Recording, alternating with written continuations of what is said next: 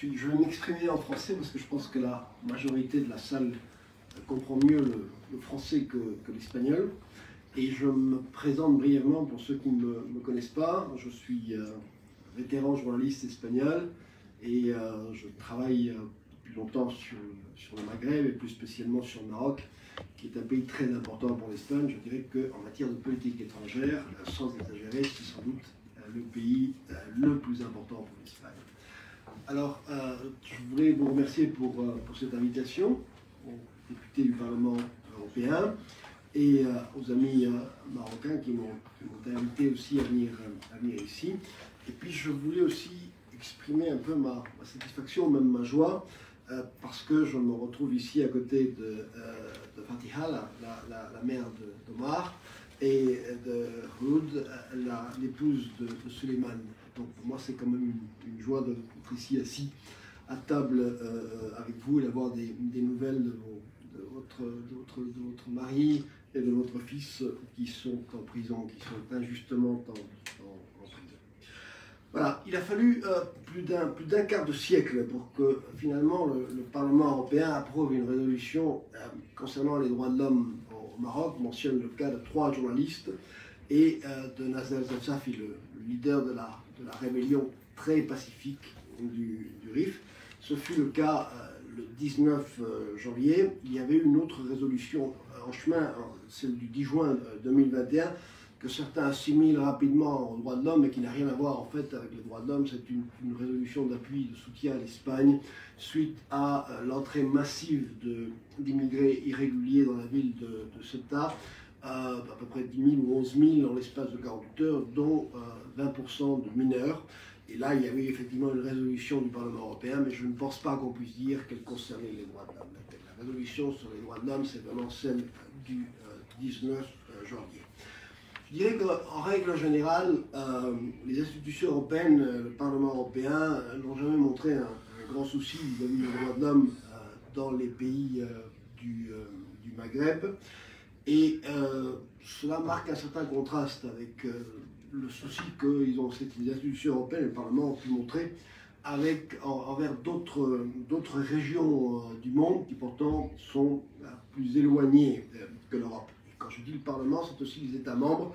Je prendrai l'exemple de l'Espagne qui, sous gouvernement socialiste, s'est souvent soucié de ce qui se passe de l'autre côté de l'Atlantique. On a des cas très récents sur le Nicaragua, la solidarité, la concession de la nationalité aux opposants expulsés du Nicaragua, le Venezuela, et même dans le monde islamique, on a vu des réactions de solidarité ou d'appui aux femmes en Iran de la part du gouvernement espagnol, mais en ce qui concerne le Maghreb, et plus particulièrement en ce qui concerne le Maroc, un grand silence. Même évidemment en ce qui concerne la France. Donc je vous dirais qu'il y a, grosso modo, une politique de 2 poids, 2 mesures. Alors le premier accord d'association entre le Maroc et l'Union européenne remonte à... la première version de l'accord d'association remonte à 1995 et il y a un article, l'article numéro 2 de cet accord nous parle entre autres, du respect des principes démocratiques et des droits fondamentaux de l'homme qui constituent un élément essentiel de l'accord. Il prévoit d'ailleurs, cet accord, la mise en place d'un dialogue politique entre les parties qui portera notamment sur les droits de l'homme. Et il stipule également que tout manquement aux obligations contenues dans le texte, c'est-à-dire la violation des droits de l'homme, peut entraîner une série de mesures, allant même, dans certains cas, jusqu'à la suspension de l'accord en termes d'une procédure que l'accord lui-même prévoit. À l'article 90 de l'accord le prévoit. Le Parlement européen a joué un rôle moteur, un rôle très important, déjà en 1983, donc ça remonte presque à la nuit des temps. Il a invité la Commission à élaborer des propositions en vue d'inscrire des considérations relatives aux droits de l'homme dans le cadre des relations extérieures et des politiques de développement de ce qui était à l'époque la Communauté européenne, qui par la suite est devenue l'Union européenne. Et puis, par la suite, on a finalement introduit cette clause des droits de l'homme dans les accords, notamment dans l'accord avec le Maroc. Ça a été l'un des premiers pays avec qui cette clause a été incluse dans les accords. Alors j'ai eu comme journaliste l'occasion à plusieurs reprises de lire les procès-verbaux qui ne sont pas publics des réunions, des conseils d'association, cela s'appelle ainsi, que tiennent en principe une fois par an le ministre marocain des Affaires étrangères et la présidence de l'Union européenne, la Commission, et puis 3 États membres qui vont tourner. Et j'ai eu l'occasion de lire certains de ces procès-verbaux. Je les ai même publiés en partie dans un livre, et l'on constate qu'on ne parle jamais des droits de l'homme. Même si c'est, j'insiste, l'article numéro 2 de l'accord d'association, les droits de l'homme dans ces conseils d'association ne sont pas évoqués. Ils sont évoqués dans les réunions préparatoires que tient la Commission européenne et les États membres, des réunions d'association, c'est-à-dire quand on se réunit entre Européens avant de discuter avec le partenaire marocain ou le partenaire algérien ou le partenaire israélien. Et là, ils sont évoqués entre Européens. Et il y a parfois des pays qui, comme la Suède ou comme l'Irlande, les Pays-Bas aussi, même parfois dans certains cas, qui évoquent la situation des droits de l'homme au Maroc, mais et qui disent qu'il faut en parler quand on se réunira avec notre collègue marocain. Mais il y a toujours 2 États membres, certains, parfois il y en a d'autres qui s'ajoutent, mais il y a 2 États membres qui disent non, les choses vont bien, l'évolution est positive, et ce n'est pas la peine d'évoquer ce sujet. Ces 2 États membres, vous les connaissez, il s'agit de la France et de l'Espagne, qui soient gouvernés à droite ou à gauche, c'est toujours la même chose. On ne va pas débattre au Conseil d'association avec le Maroc des droits de l'homme. Et pourtant, la situation des droits de l'homme, je dirais que s'est détériorée ces dernières années au Maroc, malgré le fait que le Maroc jouit depuis le 1er juillet 2011 d'une nouvelle constitution adoptée par référendum et qui consacre notamment les droits de l'homme reconnus universellement. Mais tout cela, c'est de la dérive et ça ne se met pas trop en pratique. J'aurais plein d'exemples à vous citer sur ce que j'appelle la détérioration des droits de l'homme ou la détérioration des libertés au Maroc. Enfin, le catalogue est très très long tout autour de ces dernières années. Je rappellerai simplement que quand le roi Mohamed VI est arrivé sur le trône, il n'y avait pas à ce moment-là de journalistes emprisonnés. Le premier a été en 2003 Ali El-Mourabet, donc il s'est quand même écoulé 4 ans. Aujourd'hui, ils sont 3 journalistes réputés emprisonnés. Et puis à cela, il faut ajouter des blogueurs, une jeune femme qui avait écrit sur Facebook, des youtubeurs, etc. Et alors, il y a quand même, dans cette évolution vers le pire, des choses importantes à signaler. D'une part, qui ne se produisaient pas dans le temps. D'une part, il y a que les journalistes sont là pour des délits sexuels ou des supposés délits sexuels, et accuser les journalistes de délits sexuels, c'est évidemment compliquer leur défense. Compliquer leur défense vis-à-vis de l'étranger, vis-à-vis de l'Europe, parce que vis-à-vis des ONG qui s'occupent des droits de l'homme, parce que les autorités marocaines répondent, mais ils ne sont pas là pour leurs écrits, ils ne sont pas là pour ce qu'ils ont dit, ils sont là pour des délits, pour avoir commis des délits sexuels. Nous savons tous que c'est faux, mais c'est un argument.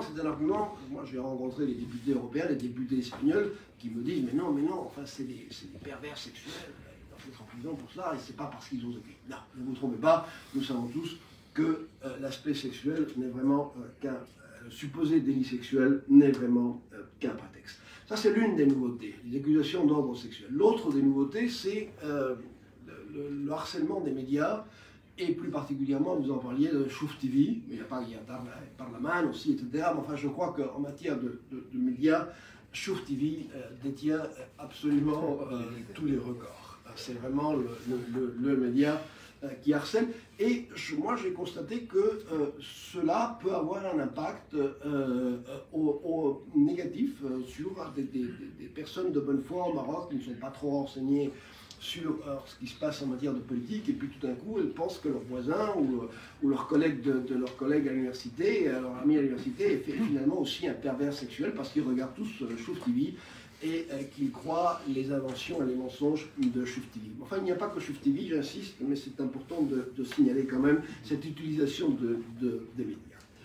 Alors, en matière de conseil d'association et de droits de l'homme, le Maroc n'est pas une exception. Je voudrais quand même, parce qu'ensuite, je sais que du côté de Rabat ou de Casablanca, on va me dire non, non, vous ne faites que taper sur le Maroc, alors que, non, je dis qu'il y a beaucoup d'autres pays, malheureusement, y compris en Afrique du Nord, qui sont sur la mauvaise voie en matière des droits de l'homme.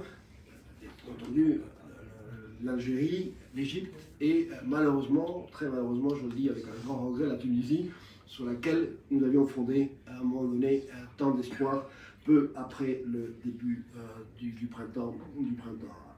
En fait, aucun accord avec un pays tiers n'a jamais été suspendu pour les droits de l'homme, parce qu'il ne respecte pas les droits de l'homme. Il y a juste une exception partielle, d'une suspension partielle en 2005 avec l'Ouzbékistan, mais c'est vraiment l'exception qui confirme la règle. Alors, je crois qu'il y a quand même du côté du Parlement européen des choses importantes à faire. Il faut quand même que le Parlement pousse la Commission, et plus concrètement le service extérieur, à faire une évaluation régulière de l'évolution des droits de l'homme dans les pays qui ont signé des accords d'association avec l'Union et qui contiennent une clause de droits de l'homme. D'ailleurs, la plupart des pays, aujourd'hui, ont signé des accords qui contiennent une clause de droits de l'homme. Donc, ça nous donne, nous, Européens, institutions européennes, un certain droit de regard sur l'évolution des droits de l'homme dans ce pays, comme ces pays ont effectivement aussi, parfois on le voit revendiquer dans la presse marocaine, un droit de regard sur ce qui se passe chez nous. J'ai vu des critiques très dures dans la presse marocaine vis-à-vis de la répression des forces de l'ordre françaises dans les Gilets jaunes et aujourd'hui contre ceux qui sont contre la réforme de la retraite proposée par le président Macron. Si le département d'État américain se permet de faire une évaluation sur les droits de l'homme dans beaucoup de pays, je ne vois une évaluation qui me semble très intéressante et qui, je crois, frappe les esprits au Maroc et dans d'autres pays. Il me semble important que les institutions européennes le fassent. Et si la Commission et le service extérieur ne veulent pas le faire, je crois que le Parlement lui-même peut essayer de mettre un tel mécanisme en place, de faire une évaluation. Nous avons les accords de droits de l'homme, ils doivent quand même servir à quelque chose, ces accords de droits de l'homme. Et je dis pas seulement avec le Maroc, avec beaucoup d'autres pays aussi, à commencer par le voisin algérien. Alors, pour conclure, je voudrais quand même souligner à quel point cette résolution du 19 janvier a eu un énorme impact au Maroc. On voit la réaction furibonde des institutions marocaines, de la presse marocaine et des institutions, à commencer par le Parlement. Et derrière cette réaction furibonde, il y a quand même des gens qui se posent des questions, des gens qui ne sont pas forcément des opposants, la bourgeoisie de Casablanca, etc. Ils se posent des questions, ils se disent pourquoi est-ce qu'on nous signale depuis Bruxelles? C'est quand même qu'il y a quelque chose qui ne doit pas fonctionner parfaitement dans notre pays. Donc je crois que c'est vraiment très utile, non seulement comme geste solidaire vis-à-vis de ceux qui sont emprisonnés ou qui sont harcelés par les autorités marocaines. Je crois que ça a un impact sur la société marocaine et ça fait quand même réfléchir les Marocains qui ne s'informent pas, heureusement d'ailleurs, uniquement à travers les médias marocains, qui aujourd'hui disent à tous à peu près la même chose. C'est quelque chose qui, moi, comme journaliste, m'embête énormément. Il fut un temps où il y avait des choses à lire au Maroc, des médias intéressants. Aujourd'hui, c'est tellement uniforme que je dirais qu'il n'y a plus grand-chose d'intéressant depuis ce qui se fait au Maroc. Il y a des choses qui se font à l'étranger qui sont intéressantes, mais au Maroc, malheureusement, il n'y a plus rien d'intéressant à lire. Je dirais que malheureusement, c'est aussi la même chose en Algérie. C'est un pays que je suis de près. Voilà. Alors, pour conclure, je dirais que pour le Parlement européen, pour nos amis députés, il est important quand même que les autorités marocaines ne puissent pas dire tout le temps ils sont infiltrés par l'Algérie, ils sont aux ordres de l'Algérie. C'est les généraux algériens qui ont imposé cette résolution, ou Macron. C'est des versions que l'on a vues souvent dans la presse algérienne. Donc, de temps en temps, il faut quand même rappeler que l'Algérie ne fait pas mieux en matière de droits de l'homme que le Maroc, loin de là. Là-bas aussi, chez votre grand voisin, l'Algérie, la situation en matière de liberté de presse et en matière des droits de l'homme, malheureusement, se détériore. Et il a été, en matière de liberté de presse, presse écrite uniquement, bien meilleur qu'au Maroc pendant très longtemps. Mais aujourd'hui, ce n'est plus le cas.